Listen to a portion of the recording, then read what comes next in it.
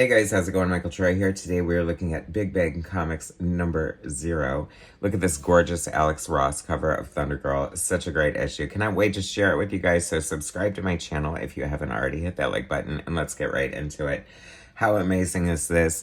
I feel like this is from 1995. I think this is like after the Image Comics run for Big Bang.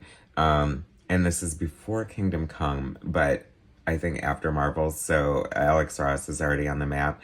I think Gary told me that he had asked Alex to sort of rework one of his things in paintings and if they could use it. And Alex was like, why don't I just paint you a new one? And he did this gorgeous cover. So how freaking amazing is that?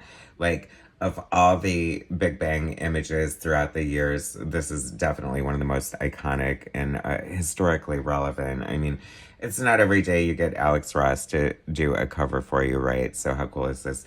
So Gary explains in the inside cover here, this was supposed to be like a 3 or 4 issue series, or I think 4, and because of like packaging deals, like I feel like it's kind of a Walmart distribution deal or something like that. They had to split up the issues for some reason or another, but it's funny but it speaks to sort of the trials and tribulations of Gary Carlson's Big Bang publishing history over the years. They've sort of, grassroots, always done what they had to, get it done. They've gone from Caliber to Image to self-publishing. And of course, they're at Indie Planet. I'm pretty sure you can get this issue on Indie Planet. I'll put a link to Indie Planet in the description of the video. Big Bang, my Big Bang comics anthology is with the printer right now. I'm so excited about it. But we got to keep the Big Bang momentum going, right? I mean, part of my goal is to like remind people how great Big Bang is and try to put it on the map, or at least have some sort of a resurgence and interest. And I mean, it's so good. The classic retro series that pays homage to the Silver and Golden Age comics of the past, as you can see from this Night Watchman opening sequence here. So good.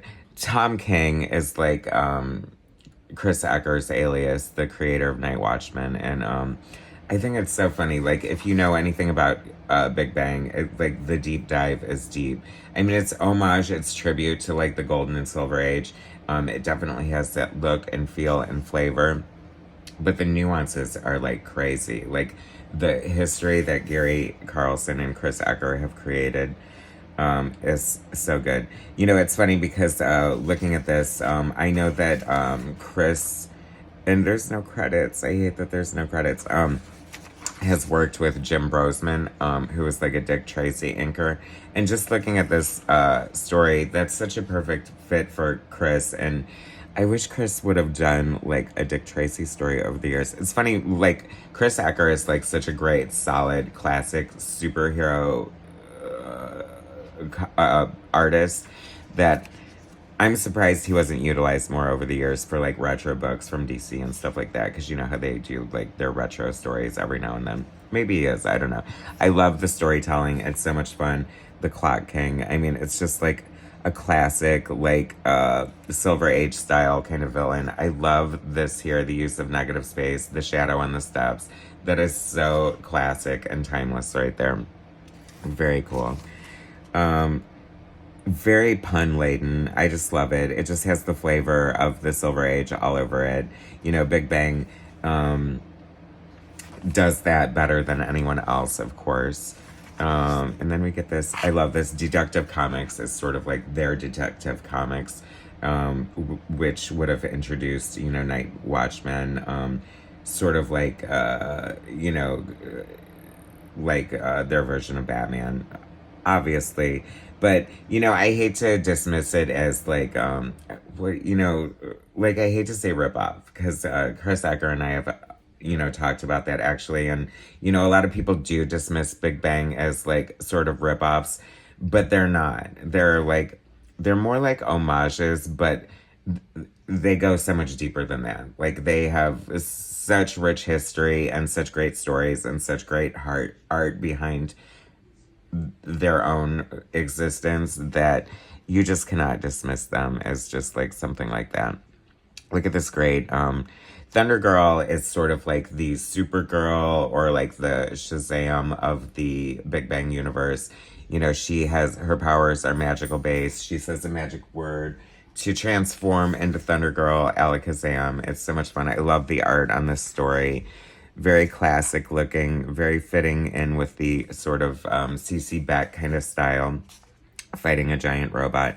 You know, this is Chris Acker and Gary Carlson created Big Bang and Megaton Comics to make comics that they loved, you know, to pay tribute to the comics that made them fall in love with comic books. And I like, as much as I love every genre of comic books and, you know, my tastes have matured and I love a lot of, you know, indie books or slice of life or whatever, I will always, always, always, always have superheroes as my first love, one and only. And, you know, Big Bang is like just such a great vehicle for that. So many great stories, so many great characters. Dr. Banana, who has a great story. Actually, there's a Thunder Girl, Dr. Banana, Kid Galahad story in my Big Bang anthology. That's like, I say that it's one of my favorite stories, but it really is. But they all are. Best kept secret there. Anyway, so much fun, right? I just love it. Like, it's kind of interesting because at this stage they were going back and forth between color and black and white, you know, because it costs so much more expensive to do color. And, but Big Bang definitely fits into both, you know, like it's as equally enjoyable in color as it is in black and white. And this great Dr. Weird story at the end here, I love it so much.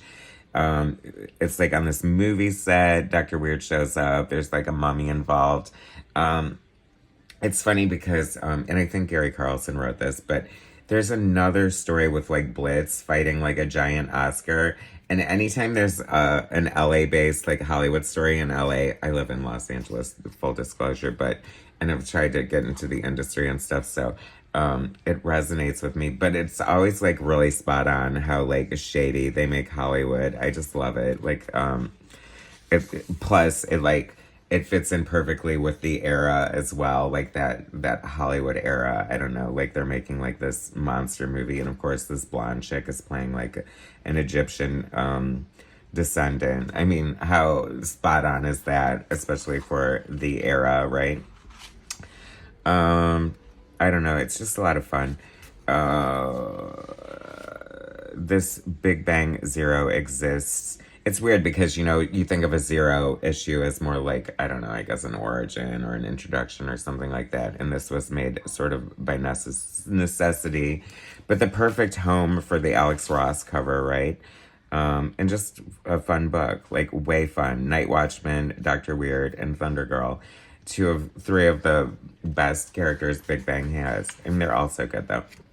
I love this. This is like part of the fake history that Gary Carlson so meticulously created. Like, you know, because Big Bang started in the late 70s, early 80s, I guess, or around there. And, you know, but they have the sort of like, they like to pretend like they've been around, you know, like since the 30s and 40s, like DC and Timely comic books or whatever, and all these great like retro comic books that supposedly introduced their characters for this crazy rich history. Like it's so insane, like the amount of detail and like sort of work that went into creating this huge universe. Like it's big, trust. Great characters designs. Mighty Joe Kingler, another, I feel like, you know, 30 plus years later, 40 years later, as fun as it is that they created these like fake identities for the creators, I feel like Gary and Chris should have kept their name recognition the whole time. Anyway, this Dr. Weird, I need to get into this Dr. Weird series. I love Dr. Weird so much. He has a great presence in my Big Bang book, and such a great character, right? Love this great cover on the back. That looks like Chris Acker art. I'm going to give him credit for that. Anyway, so much fun. Check out that gorgeous Alex Ross cover. Probably one of the best images of Thunder Girl. And possibly one of the best images Alex Ross has ever done. I mean, clearly he loves the golden and silver age, and so I'm so glad that this exists. Anyway, another banger from Big Bang Comics. Big Bang Comics Zero. Get your Big Bang fix on Indie Planet. And check out my channel. Subscribe, like, and all that stuff, because the Big Bang Bang anthology will be available soon, and you're going to want to know how to get it. Anyway, thanks for watching, guys. I will talk to you later.